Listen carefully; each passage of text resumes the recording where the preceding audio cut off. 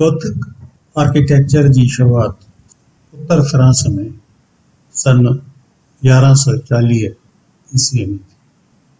Paris में जॾहिं गिरजाउनि ठाहिण जो ज़ोर थियो, उन वक़्तु रोमेंस आर्किटेक्चर मां इर्तिक़ा कंदे गोथिक आर्किटेक्चर जनम वरितो, छाकाणि जो हिन तर्ज़ अदावत में इमारतूं डिघियूं, हल्कियूं ऐं घटि पखेड़ वारियूं ठही पई सघनि। इन जी अहम ख़ुसूसियतुनि में नोकदार महराब, रिब वॉल्ट यानी इहा हिकु अदावती ख़ासियत आहे जंहिं वसीले हिक वसी पखेड़ खे कत पाइण लाइ इस्तेमालु कबो।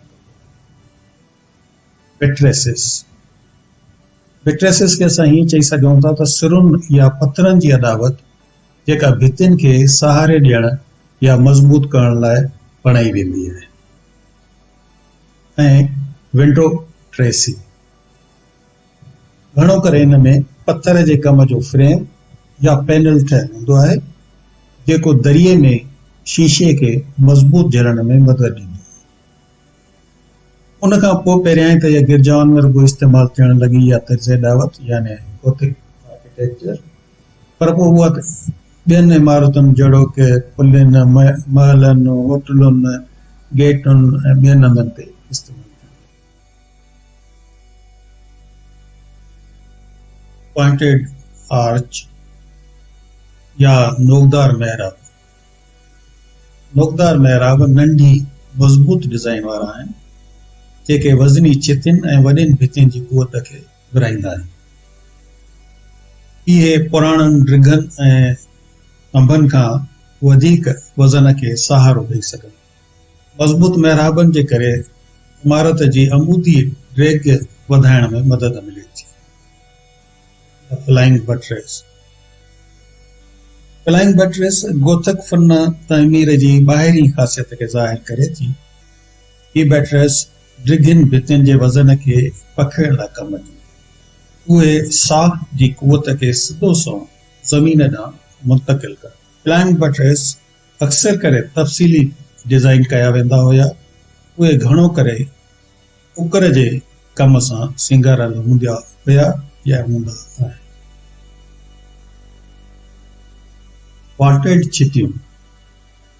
वॉल्टेड छितियूं नोकदार महराबनि जी टेक्नोलॉजीअ खे इस्तेमालु कंदे मथीं मंज़िलुनि जी क़ुवत ऐं वज़न खे फैलाईंदियूं। इन मदद जे करे छितियूं पहिरियां खां वधीक डिघियूं ठहण लॻियूं। क़ुवत जी विरासत जे करे वॉल्स मुख़्तलिफ़ शिकिलुनि में ठहण लॻा, न त पहिरियां नंढा, गोल या मुस्ततील हुआ। वॾियूं ऐं डिघियूं अदावतूं। गोथिक आर्किटेक्चर जी बुनियादी ख़ासियतुनि में हिकु अहम ख़ासियत इमारतुनि जो डिघो हुअणु आहे। नई इमारत जी टेक्निक आर्किटेक्ट्स जे लाइ डिघियुनि भितियुनि ऐं मथाहनि टावर्स जे वज़न खे पखिड़ण लाइ सहूलियत पैदा कई। रंगीन शीशनि वारियूं दरियूं। भितियुनि में ख़ाली जॻहियुनि जो तइदादु वधी वियो।